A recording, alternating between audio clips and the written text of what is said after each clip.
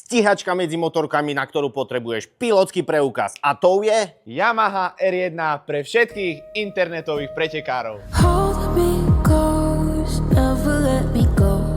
Till we're old, and so I told you so, but I know how seasons they change.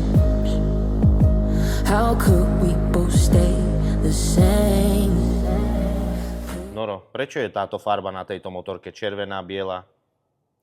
Preto, lebo táto motorka je na 60. výročie Yamahy, takže je to edícia Anniversary. Noro, a tu čo to ide? Koľko to tá motorka? Tota motorka ide keľo, pridaš teľo, ide 147 kW, 200 koní, štvorvalec. Čo si povedal? Pušti od znova. Танцевала рыба с раком, а петрушка с пастернаком, а цибуля... Brzdy vpredu, 2 kotúče, 320, vzadu 1, 220. 6-rýchlostná prevodovka, 1, 2, 3, 4, bim na zadné, 5, 6 dolu, dža. A čo dodať na záver? No je to krásna motorka, ale...